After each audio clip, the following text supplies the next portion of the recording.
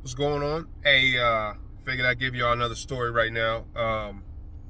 Next story I'm gonna give you, man, is actually when I was going through the police academy in Columbus, Ohio. It wasn't for the Columbus police; it was a self-sponsored police academy at Eastland Career Center. I don't even know if you can do self-sponsor anymore. I think they may have changed the law on that. I'm not quite sure, but yeah. So this particular story happened back in 2016, and I was going through, like I said, the Eastland Career Center Police Academy in Columbus, Ohio. Really, I think that's located in Groveport, Ohio, but it's like a suburb of Columbus, the city. And yeah, so like my brother, he went through that police academy also, the one that was a deputy. The one I have a story on here with my little brother, my baby brother. He went through that police academy also, maybe like 2 or 3 years before I actually went through it. I know a lot of other deputies that went through there, and other police officers that went through there, and yeah, it was a good time, man. So this particular story I'm gonna tell is not a story about me. Sorry to burst everybody's bubble. This is not a story about me, as much as I like talking about me. No, I'm joking. Nah, but all jokes aside, man, this is a story about a guy who I was in that academy with. We're gonna call him CB. And CB is a good dude, man. And I'm not talking about CB like the Navy CB, but just CB. We're gonna use them letters, Charlie and Bravo. But CB, he was a good dude. He was a part of our class, and he was a very goal-oriented and focused dude, man. We had a lot of conversations amongst each other in the class, and one of the conversations he used to say was, man, like, yo, I'm tired of doing the work I used to do. I always wanted to be a police officer. He was a little older than a lot of us, too. He was one of the older dudes in the class. And he was saying, I'm tired of doing the work I used to do, man. Like, I need a new lease on life. Like, I kind of wanted to dabble in law enforcement before, but never really gave it a serious consideration until like now, like while we're in the academy. So, he wasn't sponsored by any particular agency. He did same road as me and a few other guys in the class. He was self-sponsored.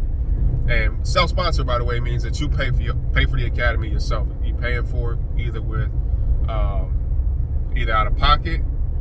You paying for it with like a GI Bill, or you paying for it with financial aid. So, anyways, he was a self-sponsored dude, and he was just like, man, I'm pretty much putting all the eggs at a basket of my future on the success of being in the academy, and hopefully passing everything I need to pass, like all my state exams and all of my physical fitness requirements, and getting picked up by an agency somewhere. So CB, he was dedicated, man. And I shouldn't say was, but I'm saying was in the sense of the time in the academy, but not was. Like, he's still with us. He's still very much with us. And anyways, but CB, he was very dedicated dude, man. And we used to have to do PT as a part of our academy class. Obviously, what I'm saying. Physical fitness is a very important aspect of law enforcement. You have to be in shape in order to do the job. In order to do the job adequately. In order to do the job with some degree of physical self-control, I should say. Because it's just a different situation that you get yourself into. It's good to be able to handle yourself, and to have enough gas in the tank to finish the situation. But anyway, so we used to do PT, and one of the things that we did in PT, I didn't really pay attention to this in terms of like push-ups and sit-ups, but we had a run. Now in Ohio, we did our PT according to what was called the Cooper Standards test, or the Cooper Standards score evaluation sheet. And during different age groups had to do a certain amount of push-ups, sit-ups, and runs, and a run in a certain amount of time, certain amount of push-ups, certain amount of sit-ups, and a run in a certain amount of time. And his age, I think you had to run, because there's a mile and a half. His age, I think you had to run a mile and a half in like 12:50 or 12:45, something like that. But it was something like that. So, you know, he hadn't been in a job where meeting a physical standard was something that was paramount for success. However, he was trying to transition into a career path where being physically fit is not to be physically fit is not only in his best interest but a responsibility. And you know, like I said, we used to do the run, and man, he was honestly, and I'm not lying, I'm not like this is not a joke. Dude used to be dead last in our runs for a mile and a half.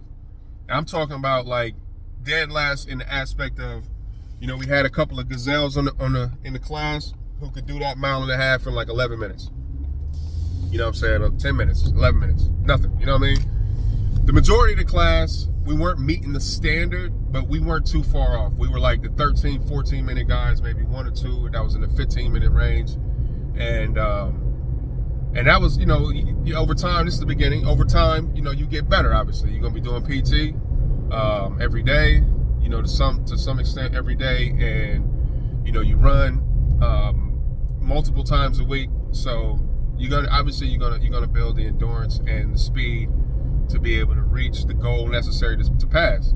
But he used to come in at almost like 20 minutes, man. And I remember having conversations with him, man, and he was saying like, yo, this is such an important thing for me. And this is like, bro, this is it, man. Like, I got to do this. I have got to make this happen. I got to make this happen. And man, dude used to go out on his own after, like, we would have class and everything. He would go out on his own and he would run the neighborhood if the weather permitted. He ended up getting a membership to a gym, and the man was on the treadmill running the incline every day, man. I'm talking about like he was in the gym doing it. And like I said, he was an older dude. And we all sat back and took notice of his persistence and his dedication to try to overcome. And we started noticing, man, from that 20 minutes, and he came back, we did a run, he was about 18. He come back, he do the run, he was about 16. He come back, do the run, he's just about almost 15, you know what I mean? But he's cutting it down. He's cutting the speed down. And you know, the academy ended, and when the academy ended, you go to London, Ohio, where the head what they call OPATA, Ohio Peace Officer Training Academy, where the head OPATA facility is located, and you schedule your time to do the test. And the test is both the academic portion, which the academic portion is, you know, your statutes and like scenarios and stuff like that, and then you do the PT portion. And we used to have a moderator, an OPATA moderator, in that academy. He kind of ran a region, so there was academies that was in that particular region, but this dude was anal about the time. I'm talking about, like, if you came in your run, like, for example, if your run was 12:50 and you crossed that finish line at 12:51, you failed, period. Like, there was no leeway about, if you came in at 12:50.1, it was a wrap, you failed. Like, dude was not playing no games. And I think he ended up being the dude that was moderating the test for our class if we went up there to become certified. And I believe that you only had one time, I can't remember, man, it was so long ago, but I think you only had like one time to pass the PT test, or something like that. But you had to pass it. There was no ifs, ands, buts about it. You could take the PT test whenever you wanted to, and you could take the academic portion of the test whenever you wanted to after you finish the academy classes. And I think you had up to like a year to do it though, but you know, you had to do it. So, you know, he was kind of stressed about that, but I seen the man working. And he was saying, we had like a group chat, and he would send us screenshots of his progress on that treadmill, man. And it just became a rallying point for a lot of us to tell him, man, keep going, CB, man, you got it, bro. Like, just keep pushing, man. You could do this. Long story short, man, he ended up going to go take the academic portion of the test. And he passed it, man. Blew that thing out the water. And we was like, yeah, man, you could do it with the PT, bro. Like, man, you could do it because he had sent in a couple of treadmill shots of him doing it on time. But he was like, man, I'm not running on the treadmill. I'm not gonna be on the treadmill. I'm going to be on the ground. So, you know, he was a little nervous about that. But man, dude ended up running the PT test, man, and he ended up, I mean, he got the push-ups and sit-ups out of the way, but ended up running the PT test. And I think he came in like 30 seconds under what he needed to. Like he killed that thing too. And I'm telling this story because, you know, I always, whenever I speak to him, and I like he's still a buddy of mine to this day.